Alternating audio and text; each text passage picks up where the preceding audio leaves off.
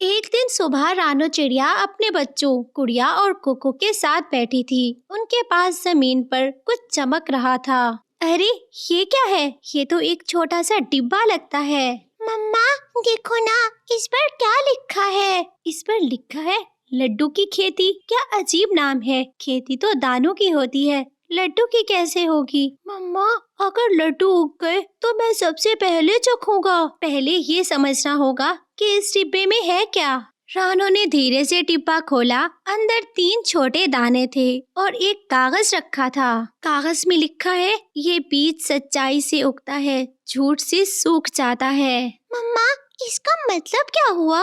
बेटा इसका मतलब ये है कि बीज सच्चे दिल वालों के लिए है। तो हम लड्डू उगा सकते हैं ना? हम तो झूठ नहीं बोलते। देखते हैं, पर पहले इसके बारे में मैं किसी समझदार से बात करूंगी। तभी वहाँ पर उड़ते हुए कबूतर आता है। रानो तुम लोग किस बात में इतना ज्यादा बिजी हो? देखो कबूतर भैया, हमें ये डिब्बा मिला है। इस पर लिखा है लड्डू की खेती और अंदर बीज हैं जो सच्चाई से उगते हैं। अगर ये सच है तो ये जंगल के लिए बरकत ला सकता है। उनकी बातों का शोर सुनकर वहाँ पर तोता तोती सभी आ जाते हैं। रानो तुम्हारा दिल साफ है, ये खेती तुम्हारे हाथ से ही शुरू होनी चाहिए। हाँ, हम सब मिलकर मदद करेंगे तुम्हारी।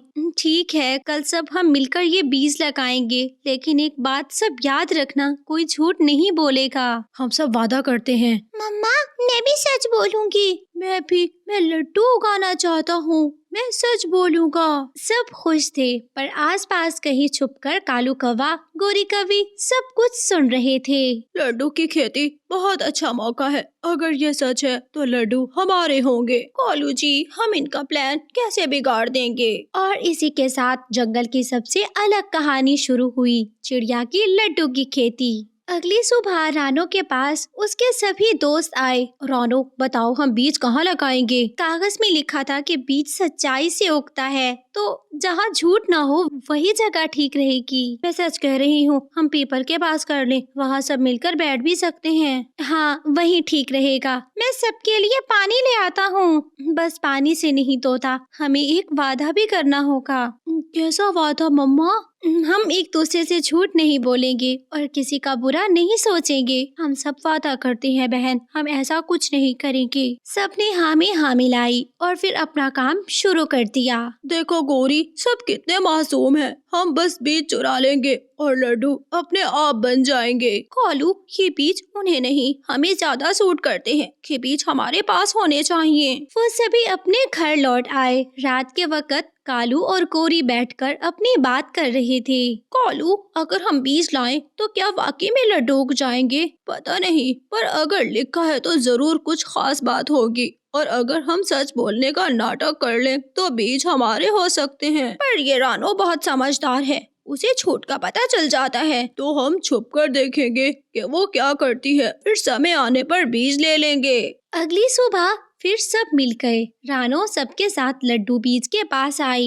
रानो बीज बिल्कुल वैसा ही है जैसा कल था। क्या तुम्हें लगता है कि ये उगने लगेगा? मुझे लगता है ये सब्र मांगता है, सच्चाई से उगता है, मतलब समय भी लेगा। हम रोज मिलकर इसके आसपास बैठेंगे, शायद इसी से बीज हमारी बात समझ जाए। अम्मा मैं रोज बीज को गुड मॉर्निंग बोलूंगी और मैं गुड नाइट बोलूंगा मम्मा। ठीक है, शायद तुम दोनों के सच्चे दिल से ये बीज उग जाए। सबने अपनी बात पूरी की और घर चले गए।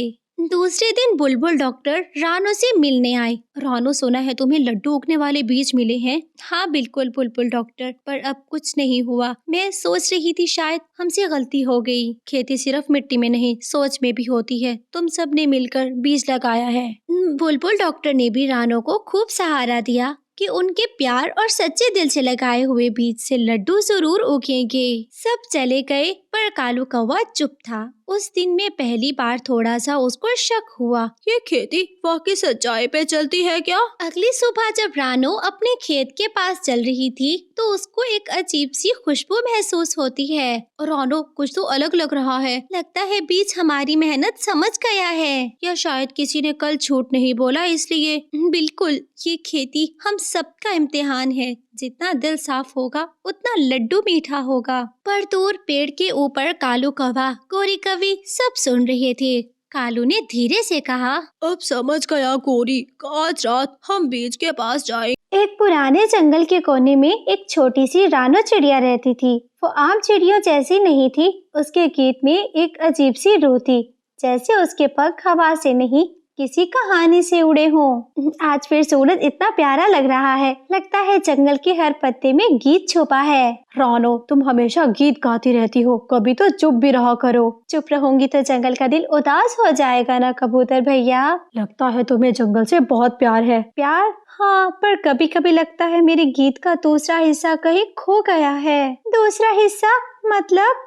पता नहीं, जैसे कोई आवाज मेरे गीत में मिलनी थी पर वो कभी मिली ही नहीं। वैसे तुम अजीब बातें करती हो रानो, गीत में आवाज मिलती है क्या? मिलती है जब दिल सच्चा होता है। बस बहन, अब इतना रोमांटिक मत सोचो रानो, दिल में सपने रखने से तबीयत खराब हो जाती है। अरे बुलबुल डॉक्टर, दिल तो गीत लिखता है, दवा नहीं। गीत लिखने से पहले सोच लो, अगर कोई उसका जवाब दे दे तो फिर तो गीत मुकम्मल हो जाएगा ना। सब हंस पड़े, पर रानो के दिल में एक हल्का सा ख्याल रह गया, अगर सच में उसके गीत का जवाब दे दिया तो क्या होगा। पता नहीं क्यों लगता है मेरे पंख किसी और की कहानी का इंतजार कर रहे हैं। अगली सुबह जब हवा में थोड़ा सा नया रंग था, एक अजीब सी सिद्धि सुनाई दी। रानो ने पहली बार महसूस किया जैसे हवा ने उसका नाम पुकारा हो। कौन है वहाँ? कौन सिद्धि मेरी आवाज से मिल रही है? मैं टुन्नू हूँ, दूर के जंगल से आया हूँ। कहा गया है यहाँ एक चिड़िया रहती है जो गीत नहीं जादू बोलती है। मैं तो सिर्फ गीत गाती हूँ, जादू नहीं। तुम्हें मालूम नहीं, तुम्हारे गीत सुन के मेरे जंगल के पेड़ भी झूमे थे। तुम्हें सुनाई दिया मेरे गीत? तभी तो आया हूँ उस आवाज के पीछे जो